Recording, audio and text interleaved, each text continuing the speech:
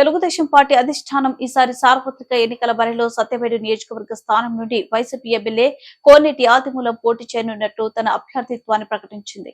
ఈ నేపథ్యంలో సత్యవేడు వరదయ్యపాలెం మండలాల పరిధిలో పలువురు ఆదిమూలం తేదెపా అభ్యర్థిగా ప్రకటించడం సరికాదని నిరసనలు తెలియజేశారు. తేదెపా నియోజకవర్గ మహిళా అధ్యక్షురాలు వరలక్ష్మి యాదవ్ కేవీబీపురం మండల కేంద్రంలో ఆదిమూలం అభ్యర్థిత్వంపై అధిష్టానాన్ని ప్రశ్నిస్తూ నాయకులతో నిరసన వ్యక్తం చేశారు. ఆమె మాట్లాడుతూ అధిష్టానం సత్యవేడు అభ్యర్థిగా ఆదిమూలంను ప్రకటించడం సరైన నిర్ణయం కాదన్నారు. అధినేత చంద్రబాబు, నారా లోకేష్ లు ఈ అంశంపై పునరాలోచించాల్సిన అవసరం ఉందన్నారు.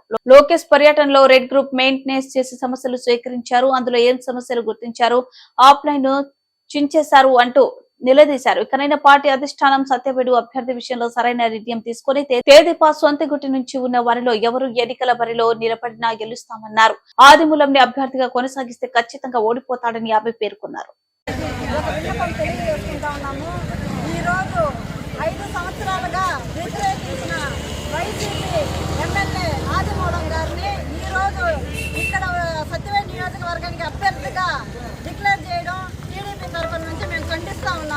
ఇదే ఆదిమూలం ఎన్నో అన్యాయాలు చేసి ఈ రోజు ప్రతి గ్రామంలో 10 మంది నుంచి 20 మంది దాకా ప్రతి పంచాయతీలోనూ కేసులు పెట్టిస్తూ ఈ రోజు వరకు కూడా పోలీస్ స్టేషన్ చుట్టూ తిరుగుతూ వాళ్ళు పడే ఇబ్బందులు మాకు తెలుస్తామని ఇది పెద్దానికి తెలియజేయాలని ఈ రోజు మేము నిరసన చేపట్టాము.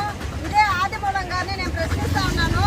ఆయన సభ్యత్వం కానీ ఈ రోజు వరకు రాజీనామా కానీ ఏ విధంగా చేసినట్లు లేదు.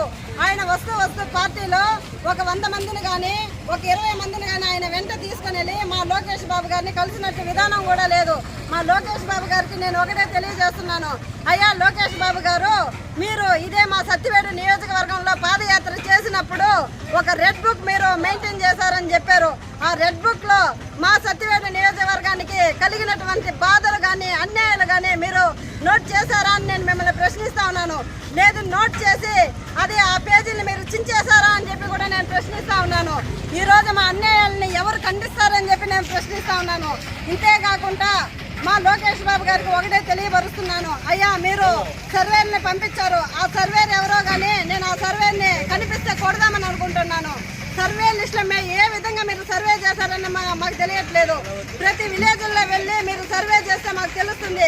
ఇదే ఆదిమూలం గురించి ఈ రోజు సీట్లు ఇచ్చిన దానివల్ల మా గ్రామాల్లో మేము తలెత్తి తిరగలేకపోతున్నాము. ఈ రోజు ఇంట్లో నుంచి బయట రాలేని పరిస్థితి మాకు.